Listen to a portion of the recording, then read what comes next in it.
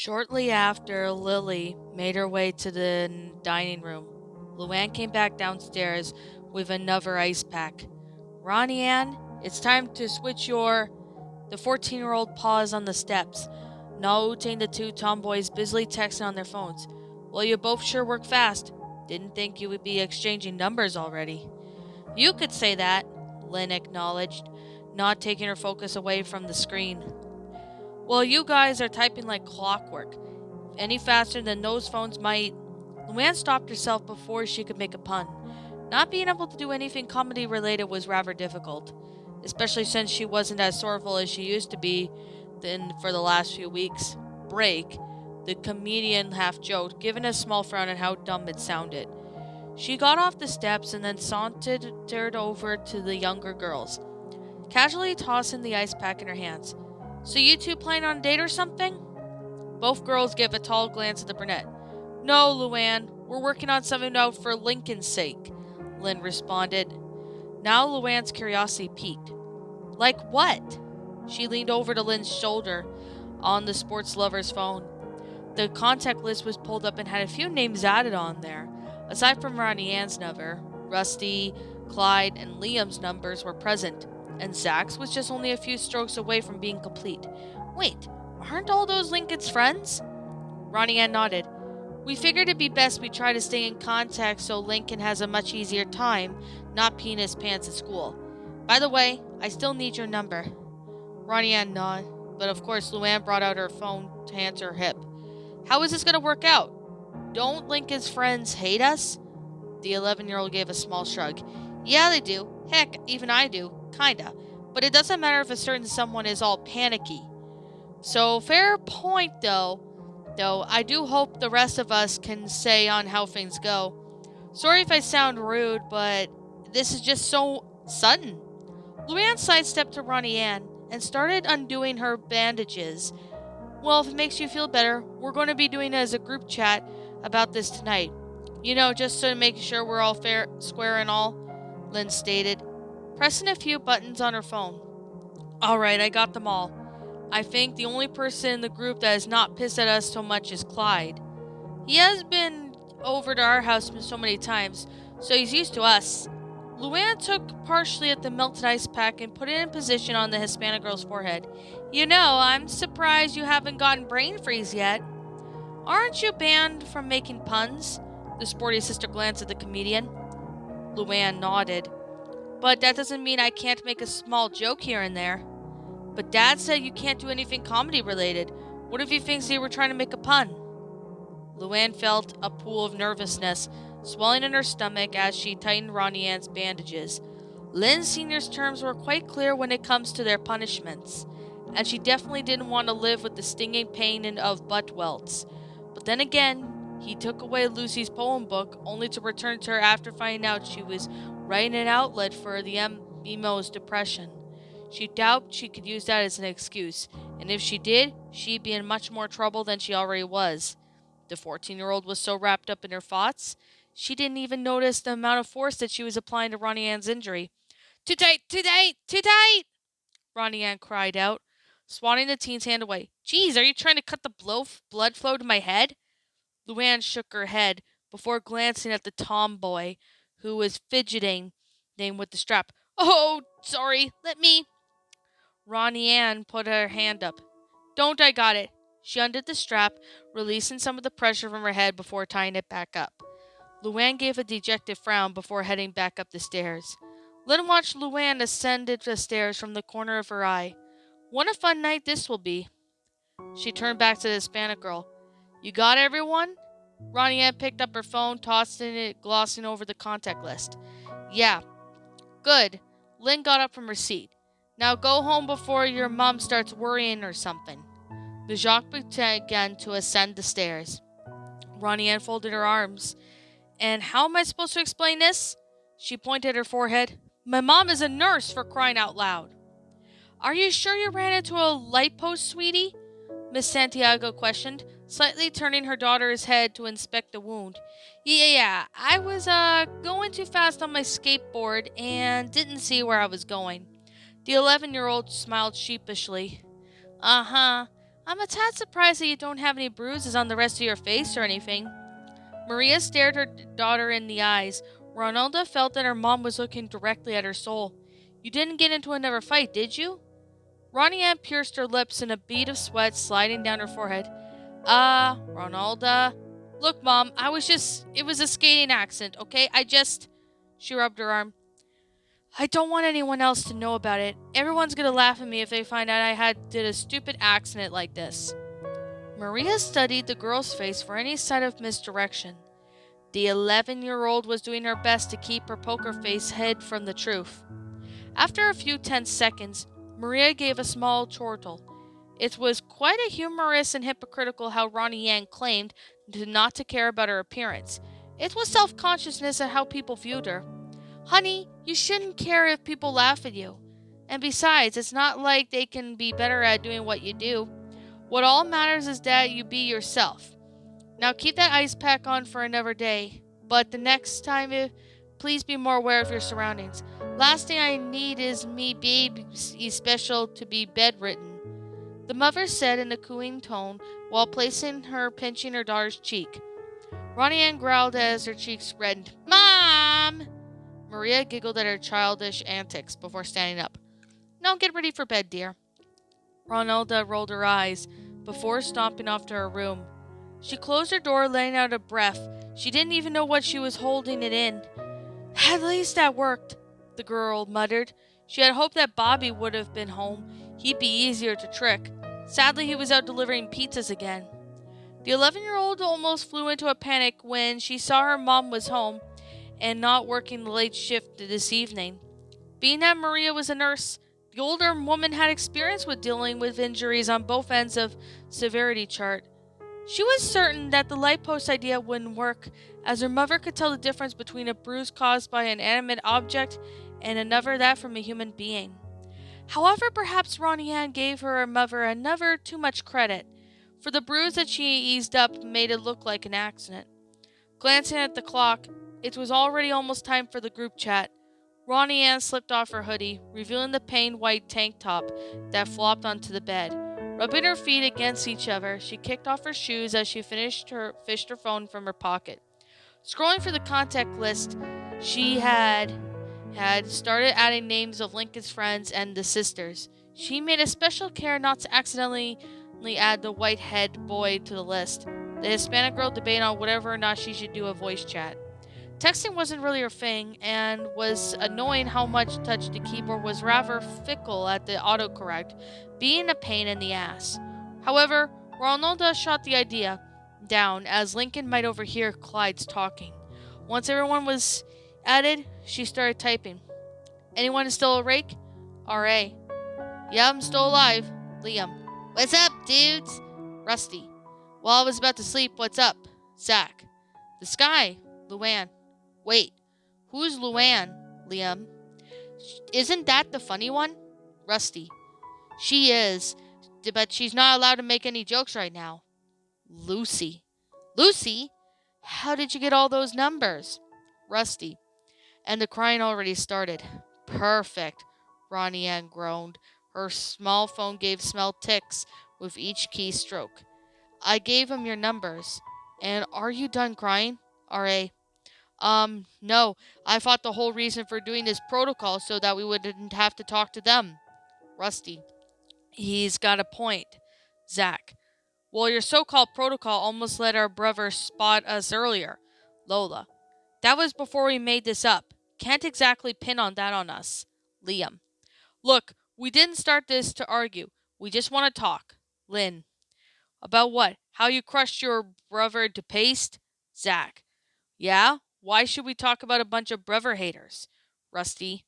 Watch your tone, Rusty. I wouldn't want something bad to happen to you tomorrow. Lola the princess was practically seething behind her phone. This is getting pointless. I'm gonna go back to my coffin. Lucy. How about you stay here? Zach. Don't talk to my roommate like that. Lynn. I'm not scared of you, especially after Ronnie Ann kicked your butt. I bet she'll do it again. Zach. Ronnie Ann and the Loud Sisters knew that was highly doubtful at that point, but she wouldn't want to focus that on their discussion. They were already burning the moonlight, arguing back and forth, and like the children they were, not even bothering to address the real reason the conference call. Ronnie Ann was about to call everyone in order. A new reply showed up. Just got out of the bathroom and saw my phone buzzing like crazy. What's going on? Clyde. Clyde, can you back us up here? Lincoln's sister managed to get our numbers. Rusty. And like Ronnie Ann said, she gave us your numbers. Lana. More like you probably forced her to. Liam.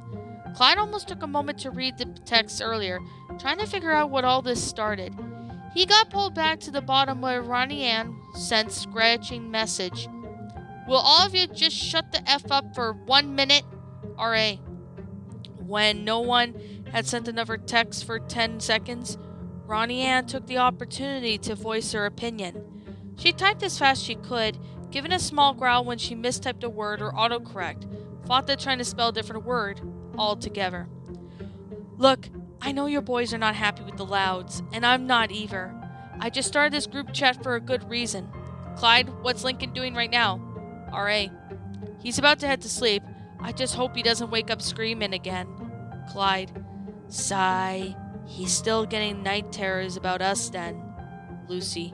Hold on a chicken second. You guys are... No, he's afraid of you. Liam. Duh. I had to hide my icky garbage just to be avoid seen by him today, and my beautiful hair was compromised. Lola. Our last visit to the hospital made very clear. I'm still wondering about how that even came out. Luann. Probably because you beat the fear into him. Rusty. Actually, we thought he'd be super mad at us. Lynn. Wouldn't be surprised if he was angrier than my cousin Muriel's bowl. Oh, Liam. Well, he definitely isn't, so here we are. Lola. That's the thing. We're trying to keep Lincoln from seeing you girls, and 5 of you are trying to avoid being seen by him. So can you, lamos, do the math and see the problem here? R.A. The solution to this was so simple that even Lily could figure out. But depending on whatever or not everyone wanted on board, Ronnie Ann and Lynn already knew that their opinions on the matter were. Clyde figured that bridging the two groups would be useful on the long run, but wanted to see everyone else thought of first. The African Americans suspected the Loud sisters would agree to this idea as well. Seeing that they had a little choice, the only issues would be Rusty, Liam, and Zach. They were quite vocal and quick to insult the girls. In the twins' room, they remained glued to their phones as they awaited for someone else to voice their opinion. Lana heard Lola's phone giving off small ticks, catching the heated glare on her twin's face as she typed. Lola, I know what you're thinking, but now insulting them back isn't going to help. I'd rather stick my head in the garbage than work with those so rude boys. How did Lincoln even become friends with likes of those Philistines? Lana folded her arms. Do you really mean that? 'Cause I'm not going to do your hair a second time. Lola glared at the tomboy for a few seconds before giving a low growl. She deleted the insult-ridden text and slammed her phone on the bed. Fine, but I'm waiting to see what they have to say first. Clyde twisted the doorknob of the guest room door and pushed it open a crack, wincing a little as it creaked in the process. He peeked through his head, and the nerdy child could make out the dark shape that Lincoln was lying on his right side, giving small snores every second. Cleopatra was curled up next to him, as a feline uttering a small meow that caught the sight of her owner. It was rather odd if such a vicious feline had developed a soft spot for the white-haired child, especially when Clyde recalled how she used to have scratch marks on their faces when either of them tried to pet her. Judging from the look on his face, Lincoln didn't appear to be having any night terrors this time. Closing the door, Clyde went back to his room and picked up the phone. I'm up for us working together, but there is one thing that worries me. I know Lincoln probably doesn't trust you girls all right now, but what if he finds out we're doing this? When we end up losing trust too? Clyde. Yeah, can't risk that. Rusty. If he does, then who is he going to turn to? Don't want Link to think that we're trying to hurt him or anything. Liam. We already know how that feels, but it's not going to come out as long as we're sneaky about it. Lynn. A pregnant pause captured on the group once more. I miss him. Lucy. Same, Luann. Ever since I got my journal back, I've been filling it with poems to describe our situation perfectly. It was already bad enough that Lincoln stayed in the hospital for weeks, but now he can't even return to us because he thinks we're all demons. If it were other circumstances, I'd take it as a compliment, but now I just want him to come home. Lucy. Shortly after the text, the 8-year-old posted a picture that was recently taken from the phone's camera. It was a rather elegant paper drawing Lucy on her knees, hanging her legs over her brother as she was begging for his love again. Parts of the paper itself was saturated with small, damp spots, possible indication that the artist had been crying while making it. Each of the kids gave a sad frown at the drawing, and Rusty and Zach and Liam were reconsidering their comments from earlier. While they weren't fond of the Loud sisters, they could do at least acknowledge their opinions about the girls were a tad off base. Hang on, Lucy's starting to cry again. Give me a minute. Lynn. So unless it wasn't obvious, all of us want Lincoln to be better. I don't really like the girls and myself. I was intentionally hesitant to do this. But if Lincoln isn't taken care of anytime soon, it might not even matter. So are we doing this or not? Alright. Shoot. After seeing that picture like that, I can't say no. Liam. I think everyone knows my feelings about it. Clyde. Can we make jackets? Lana. Are we sure about that? Rusty. Can we think it over tomorrow? Zach. Ronnie Ann growled in frustration. Leave it to the two idiots to make it keep complicated. At least Liam actually has a brain. If you both say no in your next text, there's a couple of toilets that are perfect for your heads. R.A. Okay, point taken. Guess we have new members to add to our Lincoln protocol. Rusty. Sorry, I meant to say yes. Zach. The Hispanic tomboy smirked. That's what I thought. Okay, so we're going to be working together. Can we please name it something else? Luann. I don't want to hear the word protocol for as long as I live. Lola. We'll talk about this in the morning when we meet up at the front of the school. If you have anything to say, save it for tomorrow. I'm going to bed. R.A. Yeah, all this thinking's making me tired. Rusty. Not like you were using your head anyways. R.A. Wait, who put you in charge? Lola. Since me and Lynn came up with this, let's say both of us are. Now go to sleep. Ronnie Ann. Lola was about to make a retort, but Lana threw a pillow at the younger twins to send it. Giving off a frightened, definged anger, the princess grabbed her own pillow and the twins started engaging in a pillow fight. Everyone else started to bid each other goodnight before the text stopped completely.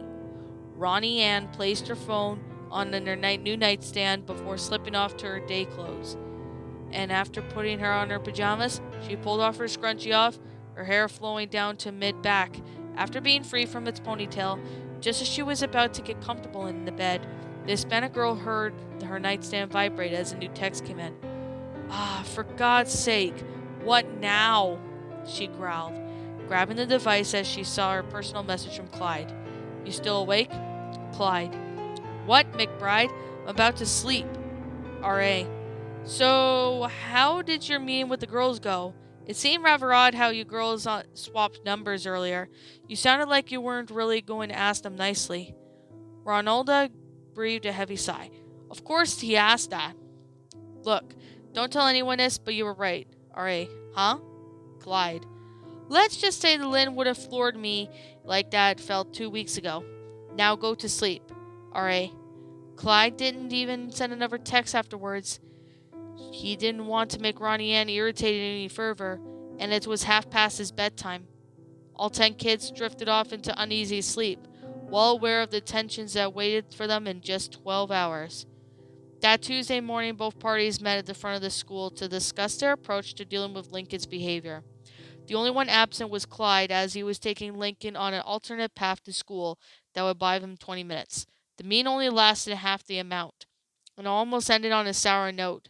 Lola kept glaring at daggers at Rusty and Zach, while Liam tried to pretend that he wasn't shrinking under the 6-year-old's predatory gaze. Ronnie Ann held an indifferent look as she, Lynn, and Luann discussed their terms of the agreement as per Loud's wish, as the name of with the plan was changed to Sibling Avoidance System. Lincoln's friends would continue to keep the tabs on the 11-year-old's whereabouts, with added to the bonus on relaying this information to the girls. The sisters would keep their distance as usual, with the aid of another's notification, so they would know what areas of school to avoid when it comes to lunch periods. Lynn suggested the girls eat outside like they did the previous day, and when asked if Lincoln decides to eat out in the playground, Lynn would respond with, "Then just sit your butt inside and well away from the windows." Lola added her own rule. Under no circumstances should anyone give a false info about Lincoln's position. If anyone was caught doing it, not only would the princess would go after them, but Lynn and Ronnie Ann would also get sloppy ends, at least bit mostly directed at Lincoln's free classmates, other than Ronalda and Clyde. For the next 2 days, the sibling avoidance system worked well. Lincoln was still a bit jumpy at being at school. The lack of appearances from his sisters helped keep his anxiety down from the manageable levels. Clyde can still see him occasionally looking around for any sign of the girls, but never got irritated at reassuring his friend that everything would be fine. On Wednesday, Lincoln opted to eat outside for lunch around this time. While he couldn't really do anything physical from his injured arm, the boys still wanted to enjoy the fresh spring air. Luann sat in the cafeteria that day, occasionally glancing at the happy face through the window. The comedian felt her heart lifted just a bit seeing her brother look more but anything depressed. But it pained her knowing that she couldn't be the one to make him happy ever since Lincoln was admitted to the hospital. Luann wanted nothing more to do than to give him the biggest dosage of the best kind of medicine, laughter.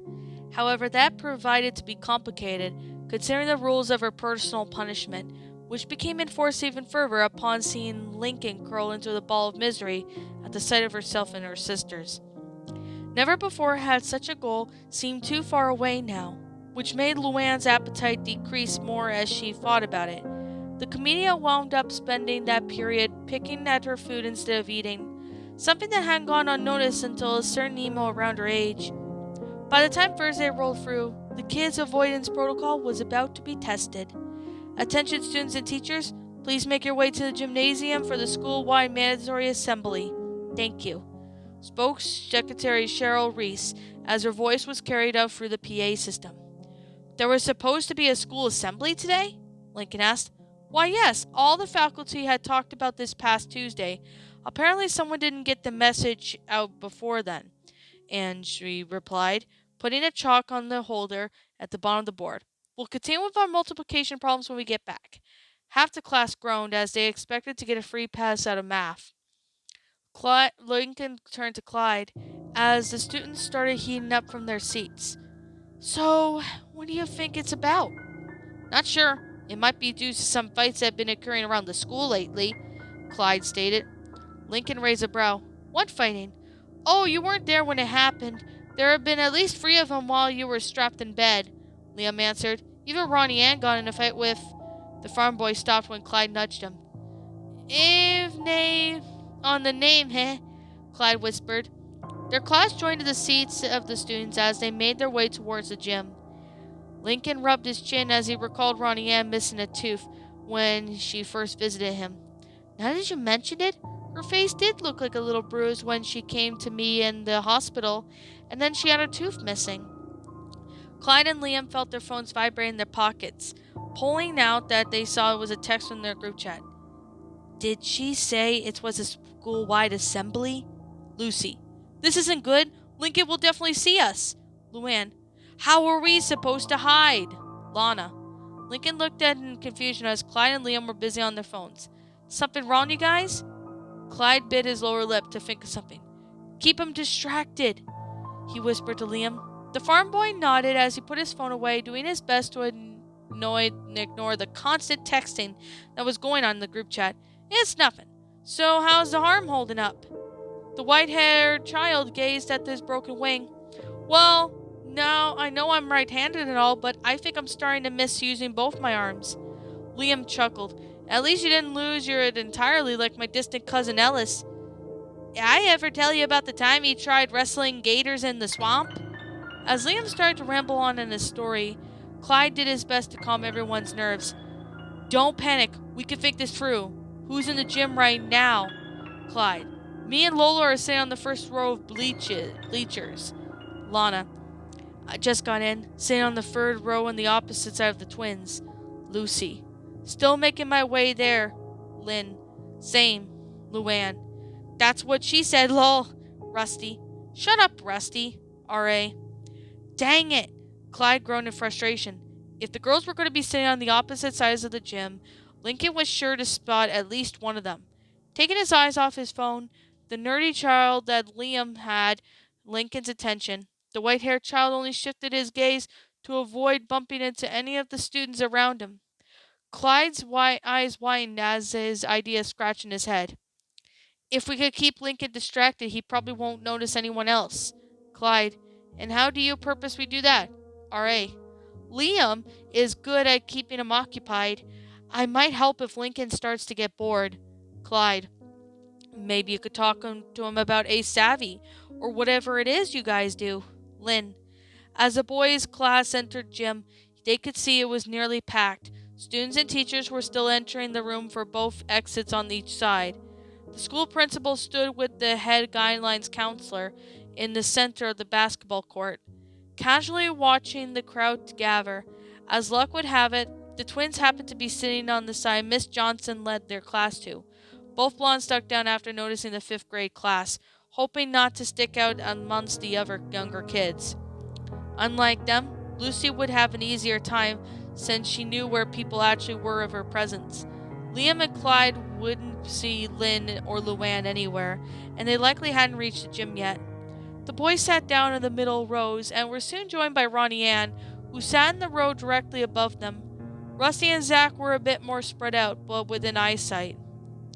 A couple of minutes later, Lynn and Luann's classes came in, but they were stuck trying to get up on the higher rows of the last few seats that were available. Lincoln took a moment to glance around. Not that Liam's stories weren't interesting, but his neck felt a little uncomfortable from looking over at the side for a while. Clyde, Ronnie Ann, and Liam grew nervous as Lincoln shifted his attention to elsewhere. Liam tried to get them to look at him for one more time, retelling about the memory of how he and his cousin almost gotten bombed by the army after accidentally wandering into a test range during a camp trip. The chip-tooth boy was listening, but he kept looking around. Luann nearly froze in place when the 11-year-old looked in her direction. She used her classmates as cover in the last second.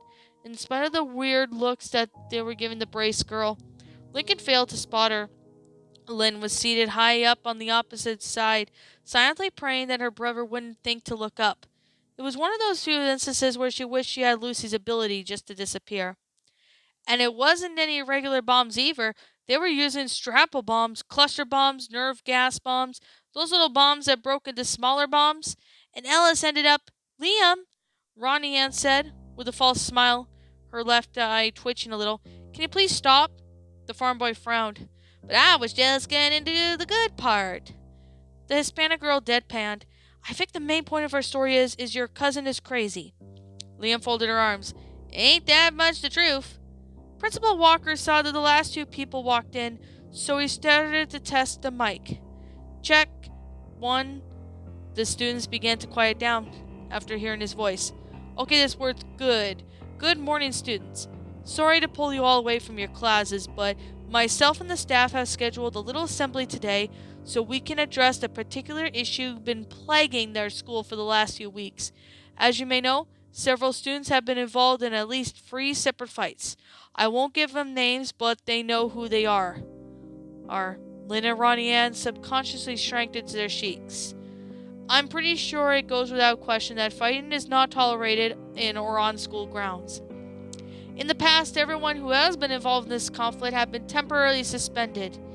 It was rather that after the first time it occurred, no one else would ever think or try to instigate the fight. But we've been having to suspend 5 more students for the same thing. So now I'm going to install a new punishment. Any student happen to be caught fighting around the school will not only be given a 3-day suspension, but you will also be spending a week doing an in-school suspension as well. A chorus of groans and complaints erupted from the students, prompting the teachers to silence them. At that point, the guidance counselor took over. Yes, we all know how you hate ISS, but at this point, it is either that or extending your out of school suspensions. You may not like it, but we believe that it would be beneficial for all students in the future. One of the most common things about ISS is to allow teachers to find out what the problem that the student is facing and how we can help them avoid this problem in the future. The counselor continued to talk about the advantages of being stuck in ISS, which result in a poor amount of out of good time for the student body. Some were questioning why they didn't just send anyone else a letter explaining the new rules that had to be done. Sitting through a lecture on why it's bad to fight in school was definitely much more sleep inducing than sitting through whatever classes that they had left. So even with the whole issue was subjective, with one student might have a good reason to start a fight, Ronnie Ann certainly thought so, as she recalled her and Lynn's intentional confrontation that one Monday. Lincoln was growing dearly as the guidance counselor continued. Since he wasn't the one to get into fights or anything violent, he didn't feel concerned him that much. Deciding to take his mind off the subject in mind, he breathed a few low sighs before giving a casual glance at the students at the opposite side of the gym. Most of them shared his statements, preferring to look at their phone. He whispered to their friends, read a book, or even take a short nap. Lincoln was about to ask Liam if he had any other crazy stories about his cousin when he spotted a familiar looking set of black hair sitting around the middles of the bleachers. The boy's eyes widened before he sat straight up, a familiar feeling of dread swelling into the core. Only one person came to mind the hair like that. Lincoln's dark, loving sister. Lucy? Lincoln's voice was so light that it almost wasn't there. However, to his surprise and relief, the student in question wasn't Lucy, but a close friend of hers.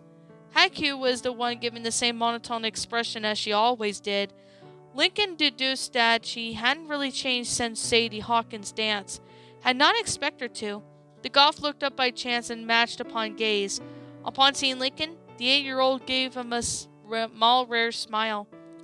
Well, it was more of a slight upward movement, her lips, to a full smile, but Lincoln knew what that meant. Yet, this didn't sit well with Lincoln. He knew that Haku and Lucy probably shared the same class, so if his old date was there, then his sister was as well.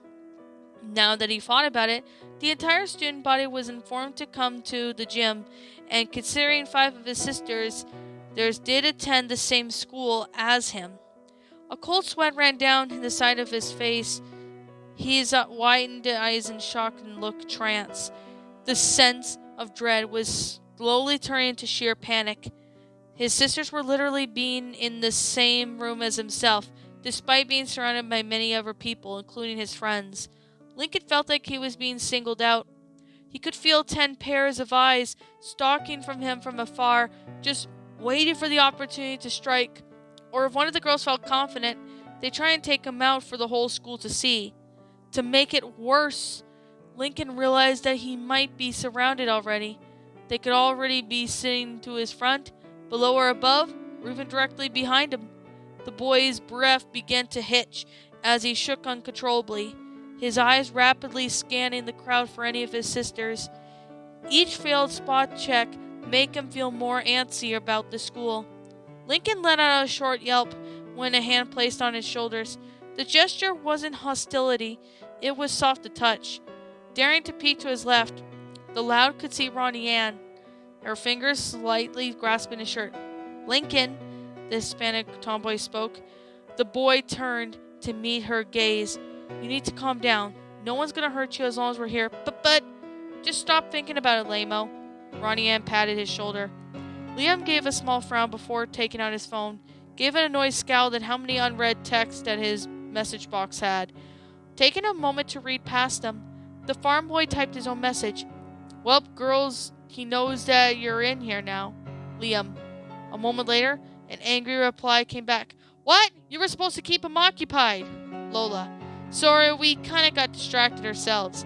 Liam. I wouldn't blame you. This speech is so boring. I could use a sleep aid. Luann. If there's a God, then please get out of here now. Rusty. As if the prayers were to answer, the counselor concluded his message. Shortly after, the students were dismissed to go to their next classes. Well, hallelujah, Rusty. The teachers kept their students in line as they went out the stage out of the clear of the gym. Lincoln calmed down a little, seeing he had a chance to escape the death trap that was the gym to make it safety from Miss Johnson's classroom. Once the lower rows were cleared enough, the class started to head back. Ronnie Ann understandably couldn't join them, but promised to meet them at recess. Liam and Clyde frowned a little, hoping that they could keep Lincoln from blitzing into another panic. Unfortunately for the boys, wherever order that they were in the gym quickly disappeared into the halls. Students from all grades were moving about, idling or just chatting until they had to be ordered to move to their next class. At the times, free fifth graders were rudely shoved by larger kids, almost knocking them to the ground. Clyde and Liam did their best to lead Lincoln through the chaos of the lighthouse like a lighthouse in a fog. However, as they were crossing another hallway, they got bumped hard by two large 8th graders, similar built. "Hey, watch where you're going, nerds," the older fat boy said irritably, before continuing on.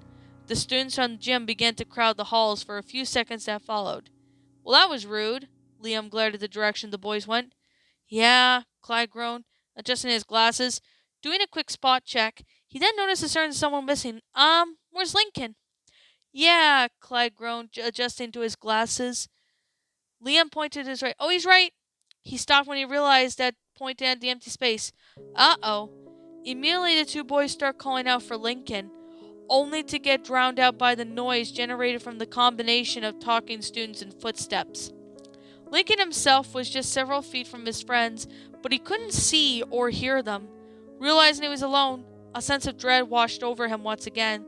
Knowing that his sisters were probably roaming the halls, Lincoln was unsure what direction he should move in.